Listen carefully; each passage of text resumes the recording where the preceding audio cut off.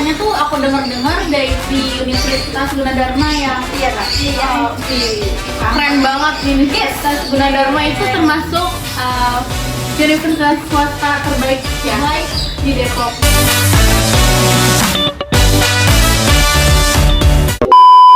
Halo semuanya, kembali lagi sama aku Nadia di channel Bincang Pintar. Hari ini aku nggak bakal sendirian dengan tema yang seru banget hari ini. Temanya yaitu dari sosiologi komunikasi. Dan hari ini kita juga punya bintang tamu dari Universitas Gunadarma yang keren-keren banget pastinya. Oke, aku bakal panggilin ya guys bintang tamunya. Yaitu ada Kak Jenny sama Kak Cila. Kak Cila, ayo boleh duduk, terima kasih. Di sini aku pengen kenalan dulu ya satu sama lain. Dari mulai Kak Jenny, nama panjangnya siapa? Biar kita. Halo guys, nama aku Nesila Jenita Tarigan. Kalian bisa panggil aku Jenny. Oke, kalau nama aku Putri Jevita, panggil aja Cila. Oke, di sini ada Kak Jenny sama Kak Cila yang aku dengar itu dari Universitas Gunadarma. Universitas Gunadarma tuh termasuk universitas swasta terbaik ya guys di Depok. Bener banget kan guys? Bener banget ya. Nah, sebelum kita masuk ke topik pembahasan, aku pengen kenal dulu sih. Kakak tuh dari jurusan apa sih? Kali ini sosiologi komunikasi. Jadi betulnya kita dari jurusan apa? Dari apa nih? Apa nih? 1, 2, 3. Ilmu Jadi bintang tamu kali ini bakalan relate banget sama pembahasan yang bakal kita bahas di Bincang Pintar kali ini, yaitu sosiologi komunikasi. Menurut kalian sosiologi komunikasi itu kayak gimana sih? Dari Kak Jenny dulu. Aku dulu ya. Iya. Kalau menurut aku ya, sosiologi komunikasi itu perilaku sehari-hari seperti berinteraksi antar manusia dan juga bersosialisasi antar manusia kayak kita sekarang nih. Ngobrol-ngobrol gitu ya Kak, Iya. jadi terasa satu sama lain. Oke, tadi kan menurut Kak Jenny, kalau menurut Kak Cila itu sama nggak sih sosiologi komunikasi itu? Kalau menurut aku sama, dia tuh kayak mempunyai hubungan yang erat, tapi dalam konteks dia tuh memahami gimana sih membangun hubungan sosial gitu kan. Terus dia mempengaruhi persepsi publik, ya kan. Terus dia juga gimana sih memainkan peran dalam membentuk pandangan dunia dan nilai-nilai dalam masyarakat. Gitu. Oh, jadi sosiologi komunikasi itu juga mempunyai persepsi publik sama media juga ya Kak? Iya. Oke, aku juga pengen nanya sih, jadi komunikasi sama sosiologi itu sangat berkaitan ya berarti? Kayak gimana sih contohnya? Aku boleh minta tolong contohin ya sih? Kalau komunikasi dan sosiologi itu emang memiliki kaitan karena keduanya itu berhubungan dengan interaksi manusia dan masyarakat. Kalau menurut aku, manusia itu nggak bisa hidup sendiri, ya kan, bener kan? Nah, contohnya ada lingkungan tempat tinggal, pasti kita juga bertutur sapa tuh sama tetangga, sama lain, gitu. Oke, di sini juga dari pihak Bincang Pintar punya salah satu contohnya nih dari contoh yang tadi disebutin. Tolong, guys. Contohnya ini dia.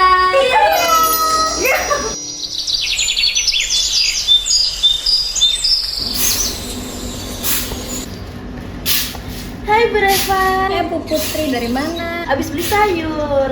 Iya aku Bu, beli sayur asam sama ikan asin. Oh, di Bu Ola. Bukan di Bu Kesha, soalnya tutup. Ya udah deh, saya juga abis nyapu mau ke sana. Ya saya dulu pulang ya. Hati-hati ya. Oke, teman-teman, tadi kan kita juga udah denger ini penjelasannya, terus contoh-contohnya, terus tadi juga udah dicontohin sama tim Bincang Pintar ada drama-drama yang menjelaskan tentang sosiologi komunikasi. Mungkin di sini aku juga pengen tahu dan teman-teman yang nonton di rumah juga pengen tahu apa itu komunikasi di dalam sosiologi itu ada sejarahnya nggak sih gitu. Aku pengen minta nih mungkin sama Kak Cila ya yang lebih ngerti karena dia jurusan ilmu komunikasi. Oke, kalau ini aku sedikit jelasin ya. Dalam sejarah komunikasi itu manusia ada 4 penentu utamanya. Nah, apa tuh Kak? Salah satunya yang pertama itu kayak ditemukannya bahasa sebagai alat interaksi tercanggih manusia. Nah, yang kedua itu tuh berkembangnya seni tulisan dan berkembangnya kemampuan berbicara manusia menggunakan bahasa tuh. Nah, lalu yang ketiga itu dia berkembangnya memproduksi kata-kata ya yang terwujudnya komunikasi massa yang sebenarnya tuh. Lalu yang keempat, terakhirnya komunikasi elektronik. Itu kayak mulai dari telegraf, terus telepon, radio, televisi hingga satelit gitu. Oh, berarti sebelum lahirnya sosiologi, komunikasi berkembang duluan ya Kak Sila? Iya, benar. Dari menjadi bahasa yang canggih, terus juga media-medianya sekarang yang makin canggih. Mungkin Kak Jenny ada nggak sih yang mau ditambahin, mungkin tokoh-tokoh siapa sejarahnya? Ada. Pada tahun 1800 tuh Auguste Comte pertama kali menggunakan kata sosiologi di bukunya yang berjudul Positive Philosophy pada tahun 1842. Selain Auguste Comte tuh ada beberapa ahli yang memberikan pemikirannya, yaitu ada Durkheim, Talcott Parsons, dan Robert Camerton. Yang pertama kita bahas dulu dari Auguste Comte kali ya. Dia itu dianggap sebagai seorang bapak ahli filsafat ya dari Prancis. Terus Comte tuh mempunyai buku juga yang berjudul Cours de Philosophie Positive. Terus selanjutnya ada Karl Marx. Marx dikenal sebagai seorang tokoh yang mengembangkan teori mengenai sosialisme dan kemudian dikenal sebagai seorang perintis sosiologi.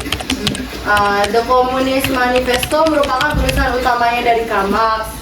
Terus selanjutnya ada Emil Durkheim. Nah, Emil Durkheim ini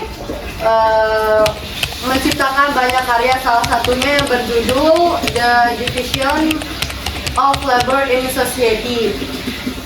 Yaitu suatu upaya untuk mengkaji gejala yang sedang melanda di masyarakat.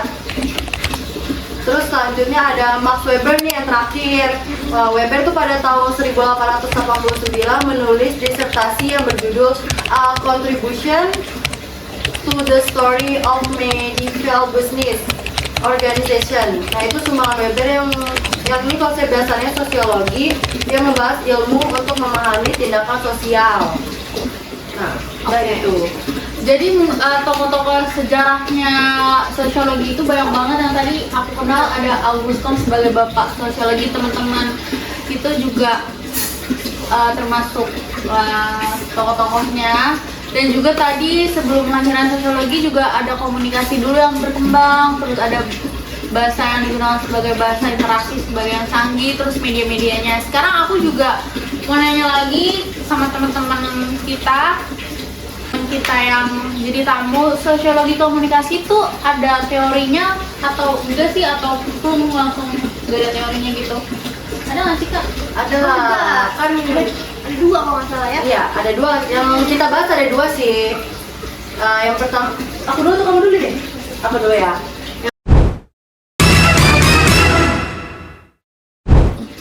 Nah, teori yang kita bahas tuh yang pertama aku dulu ya, teori tentang interaksi simbolik. Nah, teori interaksi simbolik itu diperkenalkan oleh beberapa tokoh seperti John Dewey, terus Charles Horton Cooley, terus ada George Herbert Mead dan Herbert Blumer. Nah, teori interaksi simbolik ini berisi tentang interaksi alami yang terjadi antara individu dengan masyarakat dan masyarakat dengan individu. Biasanya tuh melalui simbol-simbol. Nah, simbol yang dimaksud tuh meliputi gerak tubuh seperti suara atau vokal, gerakan fisik, ekspresi tubuh atau bahasa tubuh yang dilakukan dengan sadar. Nah, contohnya juga aku sama Cila udah ngasih video ini ke tim Bincang Pintar, nanti bisa diklik ya. Oh ya, selamat buat teman-teman menonton, bakal ada cuplikan tentang contohnya. Yap. Ya, kita pakai gaya yuk, pakai gaya. 1, 2, 3. Ada Repa tuh, samperin kali ya, samperin kali ya. Reva, dari mana? Dari habis Telkom. Telkom di mana? Di rumah sehat. Abis ini mau kemana? Kamu langsung pulang sih, tapi ke stasiun dulu. Mau bareng nggak? Nggak usah deket. Aku mau jalan kaki aja. Duluan ya Reva, dadah.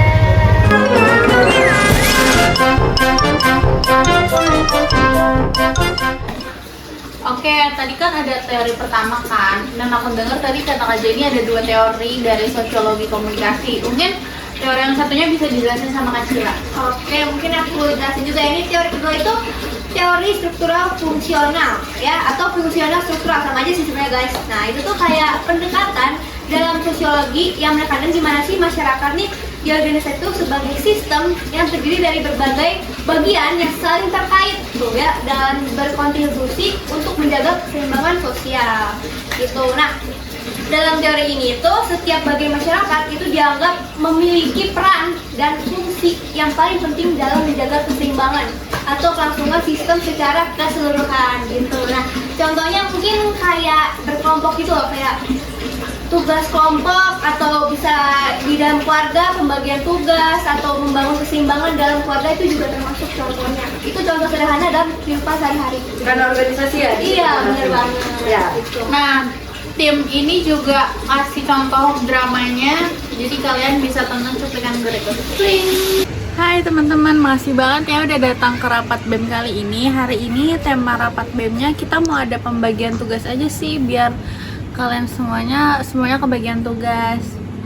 Oke, nah setuju banget kalau menurut aku ya. Kita ada yang berbagi tugas ini biar semuanya itu merata ya, biar nggak ada yang merasa sendiri, biar adil juga dapat bagian tugas semua gitu sih. Aku bisa membantu untuk membersihkan ruangan dan merapikan ruangan sebelum kita rapat BEM sih.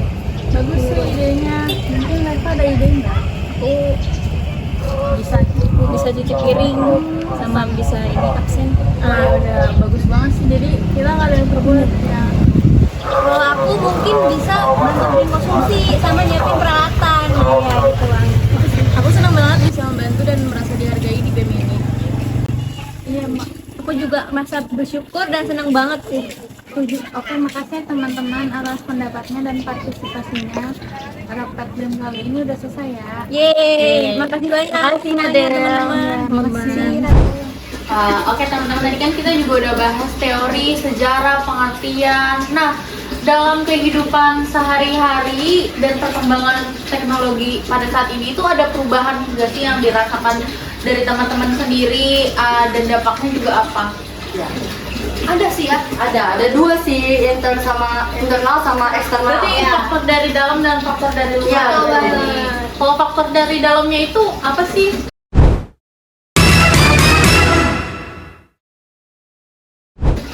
Nah, faktor itu ada internal sama eksternal. Aku bahas internal dulu, nanti kasih eksternal ya. Oh ya bener banget. Oke, faktor internal itu dari dalam manusia atau manusia sendiri yang mempengaruhi faktor itu, yaitu ada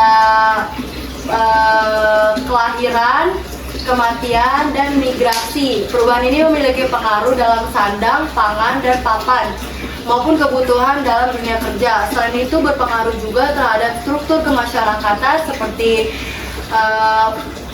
struktur umur, jenis kelamin, dan sebagainya. Oke, yang faktor eksternal itu apa Kak Cila? Oke, ini aku sedikit jelasinnya dari faktor eksternalnya ya sekarang.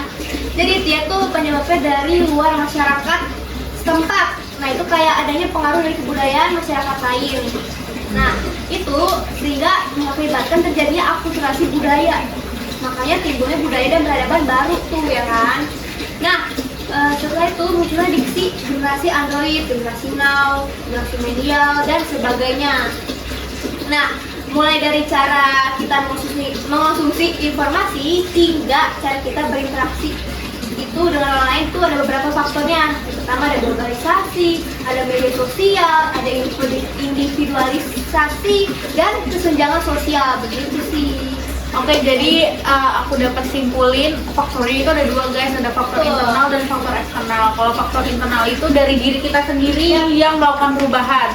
Kalau faktor eksternal itu dari luar atau masyarakat atau orang-orang gitu. Betul Oke. banget. Aku mau nanya nih sama kakak-kakak, pertanyaan terakhir. Apa sih dampak media sosial dalam berkomunikasi dan juga bersosiologi itu? Dampak. Iya. Dampak. Ini banyak juga. Kira-kira tuh dampaknya dalam media sosial itu malah jadi tambah baik atau tambah buruk sih Kak gitu? Tergantung sih ya. Itu dia dilihatin dari sudut pandang mana gitu. Ada dua sudut pandang, itu ada sudut pandang negatif dan positif. banyak banget. Kalau dari dampak positifnya itu kayak pembentukan identitas sosial. Zaman sekarang tuh kayak konten, kayak foto atau status dan sebagainya. Kalau yang negatif itu apa? Kalau negatif tuh mungkin kayak Bullying gitu Iya, bisa nggak sih? iya, cyberbullying ya, bukan cyberbullying yang Kalau cyberbullying berarti dari internet ya? Iya, betul. Iya, secara langsung. Kalau contohnya tuh kayak itu nggak sih, misalnya kayak ada artis yang diserang habis-habisan. Ah, iya. Iya kan ya? Iya, hackers mungkin bisa nggak sih? Terus juga penjebolan informasi juga bisa nggak sih, Kak? Bisa sih. Iya. Bisa soalnya banyak sih, tergantung kita gimana cara kita konsumsi media sosial aja. Iya. Oke guys, selesai kali ini sesi tentang sosiologi komunikasi. Jangan lupa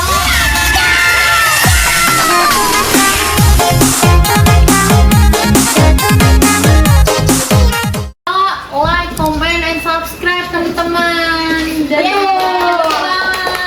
Bisa follow IG kita juga ya guys. ya, mungkin IG-nya bakal diedit di sini. Sama follow juga IG Gunadarma sama BEM Vito, banyak pokoknya guys. Biar kalian tahu tuh informasi-informasi apa aja yang ada di Gunadarma dan ilmu komunikasi. Jangan lupa masuk sih ya kalau ini. Iya, mungkin pendaftarannya kapan tuh, Kak? Aduh. Udah buka deh. Tahu saya. Soalnya saya lagi sibuk kerjaan juga sih. UTS lagi Oh iya, semangat buat kakak-kakaknya. Semoga nilai UTS-nya bagus, nilai Amin. UAS-nya bagus. Oke. Kamu juga ya semangat terus bikin konten-kontennya. Semoga banyak yang lihat dan menjadi sumber informasi buat kalian semua. Amin. Oke. Pintar-pintar. Dadah. Dadah, sampai ketemu di sesi bincang bintang.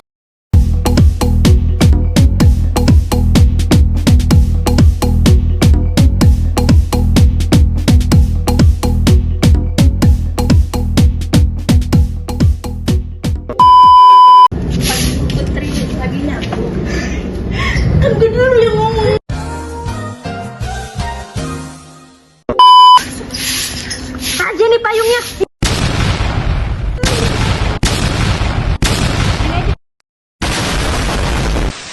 Kembali lagi sama aku Nadia. Hari ini asal ini kalau kecil apa? Kalau menurut aku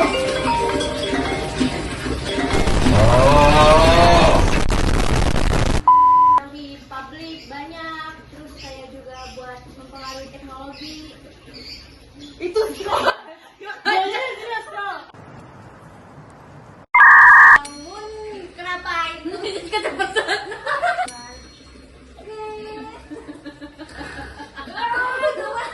selanjutnya mungkin kalau masker dan masyarakat dengan individu. Oh bisa diam ya?